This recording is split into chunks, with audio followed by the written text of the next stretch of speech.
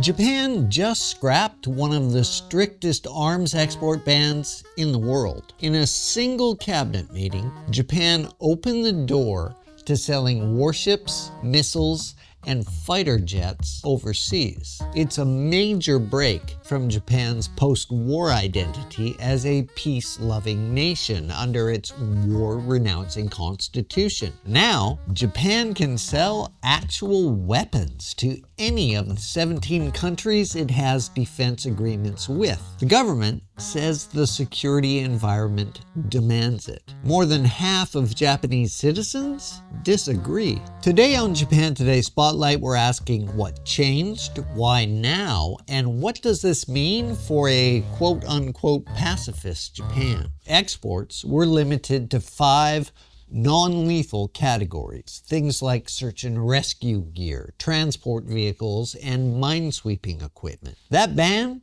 has held for nearly 6 decades. So what changed? The ban didn't collapse overnight. Then Prime Minister Shinzo Abe started chipping away at it in 2014, easing restrictions on defense equipment exports. Soon after Russia invaded Ukraine in 2022, Japan's then Prime Minister Fumio Kishida warned that Ukraine today could be East Asia tomorrow. In 2023, the Kishida government went further, allowing Japan to export finished lethal weapons for the first time, starting with Patriot missiles sent to the United States. He approved Japan's biggest military buildup since World War II, a plan that Takaichi has accelerated since taking office in October 2025. Prime Minister Sanae Takaichi's April cabinet decision was the final step, and the biggest one. When the government announced it was ending the arms export ban, Takaichi wrote on X, "No single country can now protect its own peace and security alone, and partner countries that support each other in terms of defense equipment are necessary." Takaichi also says Japan needs to further strengthen its military capability to better protect itself and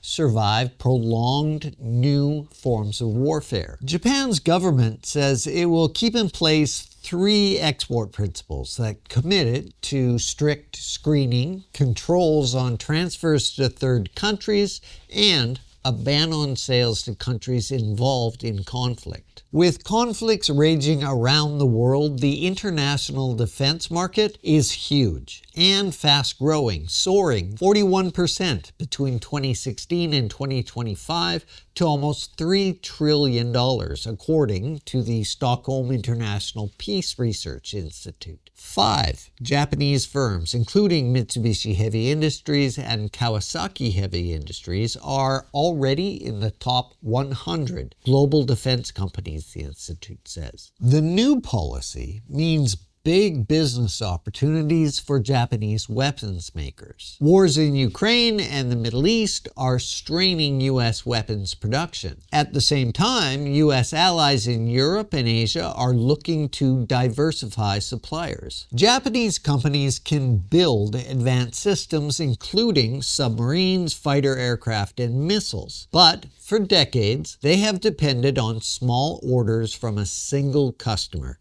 Japan's self-defense forces. That has slowly been changing. Last year, Mitsubishi Heavy Industries won a landmark contract to design and build 11 frigates for the Australian Navy. Japan is also developing a new fighter jet with Britain and Italy. And countries in Southeast Asia are reportedly interested in acquiring used Japanese submarines and warships. Japan may be a latecomer to the international arms exporting business, but the country is off to a fast start. Since the April announcement, Japanese cabinet ministers have been making overseas trips aimed at drumming up business for Japanese arms manufacturers. Defense Minister Shinjiro Koizumi has been a busy man, visiting Australia, Indonesia, and the Philippines. In Melbourne, Koizumi met with Australian Defence Minister Richard Marles and Eisaku Ito, President and CEO of Mitsubishi Heavy Industries, to sign a contract for Japan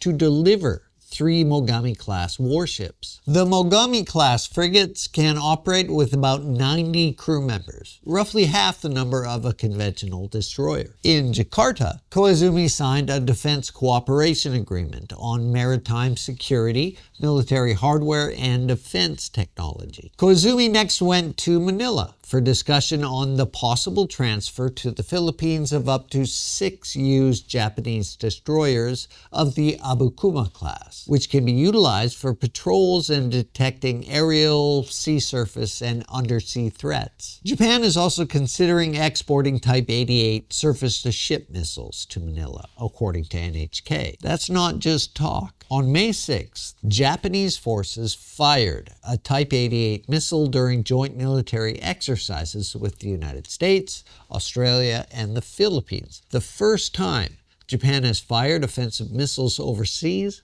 since the end of World War II. In a report by Reuters, Philippine Defense Secretary Gilberto Teodoro said Japan's export rule change will give his country access to defense equipment that will contribute to regional stability through deterrence. Meanwhile, Ukraine's ambassador to Japan says the new policy opens a path for talks that could one day lead to Tokyo supplying military equipment to help Ukraine resist Russia's invasion. It's unlikely, though, since one of Japan's 3 new export conditions is that it will not sell weapons to countries involved in conflict. And Prime Minister Takaichi has given no public indication she would support arms exports to Ukraine anyway. Japan's Western allies have welcomed the new policy. U.S. Ambassador to Japan, George Glass, called it a historic step that will help enhance defense capabilities between the two allies. On the flip side, Japan's relationship with China has been going downhill since Takaichi became Prime Minister last October. China has been the most vocal critic, with Foreign Ministry spokesman Guo Jiakun saying at a press conference, "The international community, including China, will remain highly vigilant and firmly resist Japan's reckless moves toward new militarism. Tokyo's accelerated remilitarization is a fact, and Japan's recent dangerous moves in military and security fields have debunked its self-proclaimed label as a peaceful nation." The decision to scrap the arms export ban has not been popular with the Japanese public. A March survey by national broadcaster NHK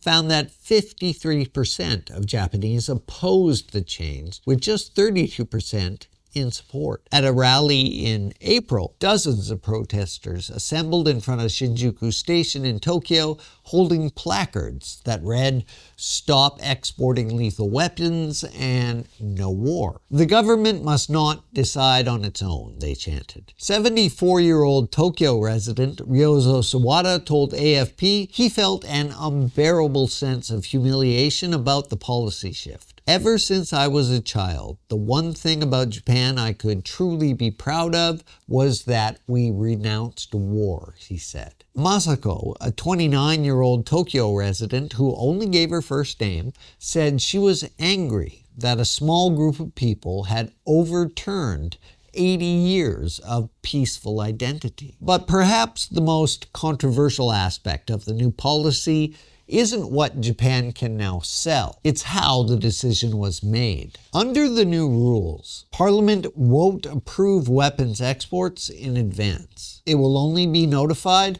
after the government has already signed off. Opposition parties say that's unacceptable, that a decision this consequential, one that could drag Japan into foreign conflicts, shouldn't be made by a cabinet alone. The protesters outside Parliament seem to agree. Some 36,000 people gathered outside Parliament to try to stop it, according to rally organizers. The government held the vote anyway. When announcing the change, Takaichi stressed that Japan's core principles and history as a pacifist nation remain unchanged. Japan spent 80 years telling the world and itself that it had chosen peace over military power. That identity is now for sale. The price?